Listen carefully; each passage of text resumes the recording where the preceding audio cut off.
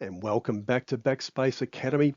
In this lecture on the API Gateway, I'm going to keep it quite brief insofar as the theory behind all this. And the reason being is that the AWS Associate Level Certification doesn't require too much knowledge of the API Gateway, but you need to understand how it all works.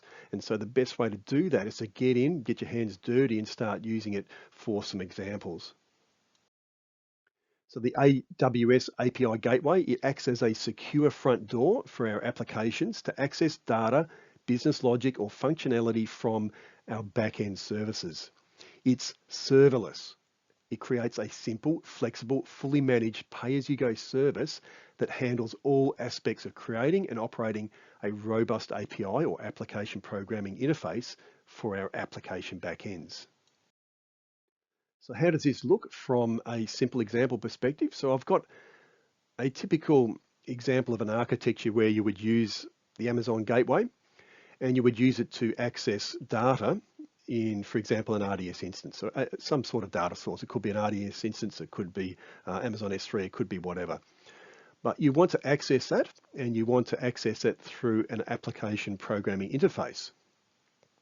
So what we can do is that we can have a Lambda function between the Amazon API Gateway and our data source. And so the Amazon API Gateway, that will trigger, when it receives a request for information or a request for data, it will trigger that Lambda function. And that Lambda function will go to the data source and it will retrieve that data and then forward that data onto the API Gateway. Now, how do we manage requests and how do we make that fit in with Route 53 and CloudFront and all this stuff that we love to use?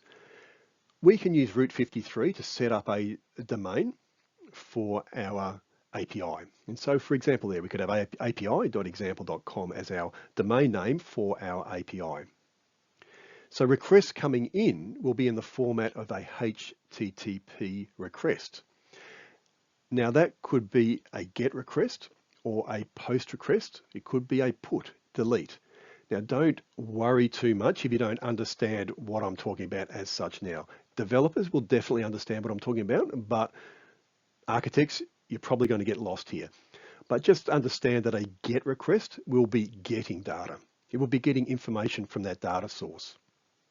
A POST request or a PUT request or a delete request, that will be changing that data generally.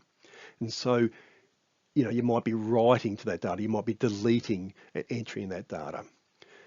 And also we have GET requests with a query parameter, and they look like GET with a question mark and then the query parameter after those.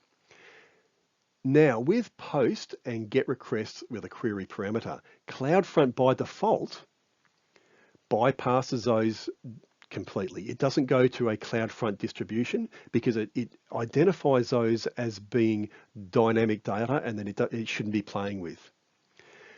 On the other side of it, we've got general GET request, and they're just getting information from our data source. And so a GET request will come in to Route 53 into our CloudFront edge location, and then it will be forwarded straight down to our CloudFront distribution. If our CloudFront distribution has that information or that data, it will send it back through to Route 53 to our end user.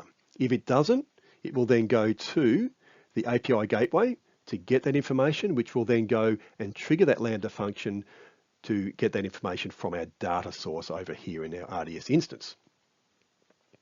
If it is a POST or a GET or a PUT or a delete request, or a GET request with a query parameter, not a general GET request, that will be bypassed from the CloudFront distribution and will go directly to the Amazon API Gateway. And again, from there, the Lambda function will kick in, it will retrieve that data, and it will be sent back through to Route 53, back to our end user. The advantage of all this is that we are going to get the best of both worlds. We're going to get high speed, low latency response from our CloudFront distribution for our GET requests. Our dynamically updating data that will be coming from our GET request with a question mark and a query parameter, those will go directly to our Amazon Gateway and they will not be affected by the CloudFront distribution. The same with POST, PUT and delete requests. So that's going to give us the best of both worlds there. And at the same time, our API is only transferring the minimum that it needs to. So these HTTP requests that are coming in are very small. They're not web pages that contain images and all sorts of stuff. They are just simply a query as to what we want to get. And then what is returned is the data and nothing else. And so that's how you create really high-speed access to your data for your applications. The AWS Gateway is a great service for developers, and I'd strongly recommend that although you don't need to know a lot about it, please concentrate on the next two labs, because I think that outside of just getting a certification, this is one of those services where you could really take advantage of in your own applications outside of getting a certification. I'll give you an example of this, and this is the example that we're going to go through, except without the CloudFront in the final lab. So what I've got here is I've got an Amazon S3 bucket that I've set up for website hosting. And we know all about that. We've done section 2 and I don't need to explain that anymore. And again, we've got that hosted with CloudFront. It's going to give us really good high-speed access to our website. So our end user is going to go to our website and they're going to get delivered a HTML5 website with its JavaScript and its CSS and whatever. And that's going to be delivered to our end user's compute environment.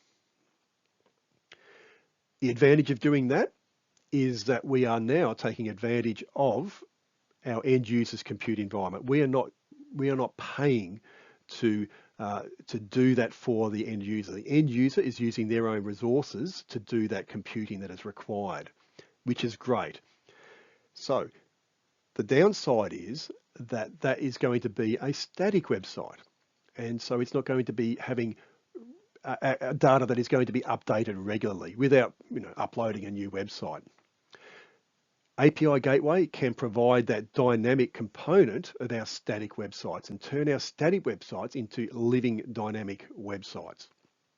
So once our HTML5 and JavaScript website is set up and it's running on our client's end, on our client's compute resources, that client can then issue HTTP requests to the API Gateway. And again, if they're GET requests, they will go to a CloudFront service. If they're not, if they're GET with a query parameter, or they're POST or they're PUT or DELETE requests, they will go directly to the Amazon API Gateway. So that provides us with a great way of building really bulletproof, high-speed applications with low latency, with very little cost and with very little effort. It's a completely serverless environment. So without any further ado, I'm going to finish it up there and we're going to get stuck into creating this sort of an application.